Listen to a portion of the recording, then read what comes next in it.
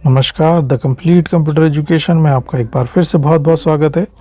ये question series का second video होगा और ये कंपटीशन से रिलेटेड जितने भी एग्ज़ाम्स हैं उन सभी स्टूडेंट्स के लिए बहुत ही लाभकारी होगा। तो आइए स्टार्ट करते हैं हमारा पहला क्वेश्चन। तो ये रहा हमारा पहला क्वेश्चन, किस प्रकाश के संपर्क में आने से उम्र बढ़ने में तेज़ी आ सकती है। तो यहाँ पर लाइट पूछी है प्रकाश कि किस प्रकाश के संपर्क में आने से उम्र में हमारी एजिंग में बढ़ोतरी होती है, मतलब एजिंग जो है आपकी फास्ट हो सके।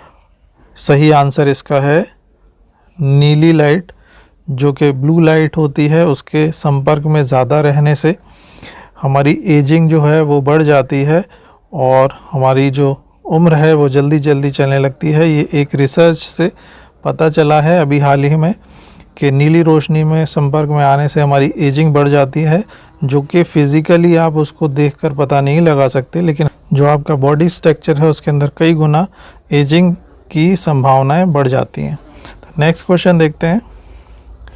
नेक्स्ट क्वेश्चन हमारा है, निम्नलिखित में से कौन सा देश सबसे पहले चंद्रमा के डार्क साइड पर पहुंचा। तो यहाँ पर ये ऑप्शंस इसके दिए हुए हैं। डार्क साइड ये हमें देखना है, चंद्रमा पे भी पहुंचा और उसके डार्क साइड पर भी वो देश पहुंचा है, उस देश का हमें नाम बताना है। तो यहाँ पर इंडिया नहीं है जो पहुंचा है। अब यूएस और इनके बीच में एक देश है जो कि डार्क साइड पे पहुंचा है, तो चाइना उसमें से सही आंसर है जो चंद्रमा के डार्क साइड पर पहुंचा है, ये पहला देश है। तो नेक्स्ट क्वेश्चन देखते हैं। यहाँ पे पूछा हुआ है कंप्यूटर क्या है। तो यहाँ पे उसके ऑप्शंस हैं, आपको बताना है इनमें से कंप्यूटर किस चीज़ में सक्षम है। तो आंकड़ों के भंडारण वाली एक सक्षम युक्ति है कंप्यूटर आपके हिसाब से, या आंकड़ों के विश्लेषण करने में सक्षम है, तो ये भी कंप्यूटर कर सकता है। पूर्ण गोपनीयता बनाए रखने में सक्षम है, हाँ कंप्यूटर ये भी कर सकता है। मतलब तीनों ही ऑप्शन सही हैं, तो इसका 4 नंबर का जो विकल्प है वो सही माना जाएगा। नेक्स्ट क्वेश्चन देखते हैं। नेक्स्ट क्वेश्चन हमारा है, डेटा प्रोसेसिंग का अर्थ क्या है। यहाँ पे डेटा प्रोसेसिंग का जो अर्थ है उसका हमें मीनिंग बताना है कि डेटा प्रोसेसिंग क्या है। तो डेटा प्रोसेसिंग का अर्थ संग्रह करना है, या डेटा को व्यवस्थित करना है, या डेटा को उपयोगी बनाना है, या इसमें से कोई भी नहीं है। तो इसका जो आंसर होगा, जो डेटा प्रोसेसिंग का मतलब है, डेटा जब हम कंप्यूटर के अंदर इनपुट करते हैं उसके बाद वो डेटा हमें उपयोगी बनकर प्राप्त होता है, मतलब कि वो इन्फॉर्मेशन बन जाता है। डेटा से प्रोसेस होके कंप्यूटर से वो डेटा जो है वो हमें इन्फॉर्मेशन बन के उपयोगी बनकर प्राप्त होता है। तो यहाँ का सी क्वेश्चन, जो सी ऑप्शन है वो सही है। नेक्स्ट देखते हैं। नेक्स्ट ऑप्शन है, विश्व में सर्वाधिक कंप्यूटर वाला देश कौन सा है। तो यहाँ पर पूछा गया है कि सबसे ज़्यादा कंप्यूटर्स जहाँ पर यूज़ होते हैं वो कौन सा देश है। तो ये सबसे ज़्यादा कंप्यूटर यूज़ करने वाला जो देश है वो है संयुक्त राज्य अमेरिका। सबसे ज़्यादा टेक्नोलॉजी और सबसे ज़्यादा कंप्यूटर्स वहाँ पर यूज़ किए जाते हैं, और माइक्रोसॉफ्ट विंडोज़ ये सारी चीज़ें जितने भी इक्विपमेंट्स हैं ज़्यादातर आपको अमेरिका से ही संबंधित प्राप्त होंगे। तो नेक्स्ट क्वेश्चन देखते हैं। नेक्स्ट हमारा क्वेश्चन है, यहाँ पे माइक्रो प्रोसेसर कंप्यूटर के बारे में पूछा है कि माइक्रो प्रोसेसर जो कंप्यूटर है वो किस पीढ़ी के अंतर्गत आते हैं। तो यहाँ पर हमें पीढ़ियाँ याद होना चाहिए कि माइक्रो प्रोसेसर किस पीढ़ी के अंतर्गत डेवलप हुआ था। तो यहाँ पे चौथी पीढ़ी में माइक्रो प्रोसेसर को इंट्रोड्यूस किया गया था, तो इसका आंसर होगा डी। नेक्स्ट क्वेश्चन के अंदर जो पेरिफेरल डिवाइसेस होते हैं जिसको हम एक्सटर्नल तौर पर यूज़ करते हैं अपने कंप्यूटर में, तो वो इनमें से कौन सा है जो पेरिफेरल डिवाइसेस के अंतर्गत आता है या उसका उदाहरण है।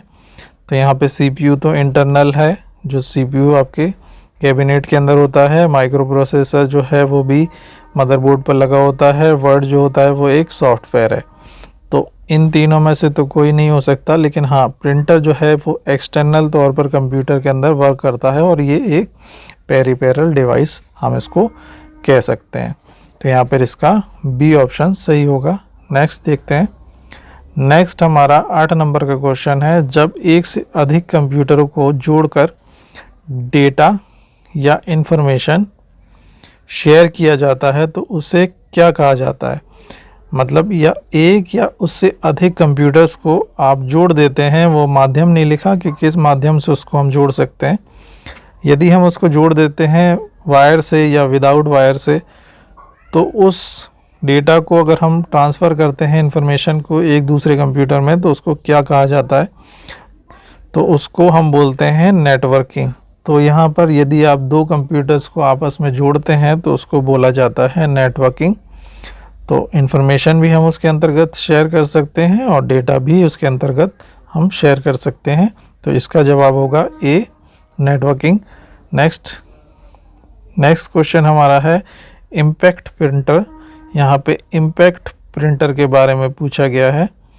तो इम्पैक्ट प्रिंटर क्या है या किसके अंतर्गत आता है। ये क्या डॉट मैट्रिक्स प्रिंटर है या ड्रम प्रिंटर है या इन दोनों में से दोनों ही हैं या फिर ये इंकजेट प्रिंटर है। तो ये सी ऑप्शन जो है ये सही है।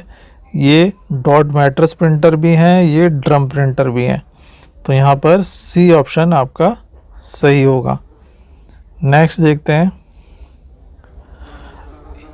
10 नंबर का क्वेश्चन है मल्टी यूज़र ऑपरेटिंग सिस्टम्स। तो यहाँ पे हमें उदाहरण दिए हुए हैं, इनमें से हमें बताना है मल्टी यूज़र ऑपरेटिंग सिस्टम कौन सा है। MS DOS, जब कंप्यूटर की विंडोज़ लॉन्च नहीं हुई थी तब DOS चलता था, जिसको हम डिस्क ऑपरेटिंग सिस्टम बोलते थे। तो DOS तो मल्टी यूज़र बिल्कुल नहीं है। PC DOS भी नहीं है। और यहाँ पर यूनिक्स बचा, तो यूनिक्स जो है मल्टी यूज़र ऑपरेटिंग सिस्टम है। तो ये वीडियो आपको कैसा लगा। यदि ये वीडियो आपको अच्छा लगा है, ये 10 क्वेश्चंस आपको अच्छे लगे हैं, तो इसी प्रकार के और वीडियोस की सीरीज़ मैं अपने चैनल के ऊपर अपलोड करूँगा, जिससे कि आपकी हेल्प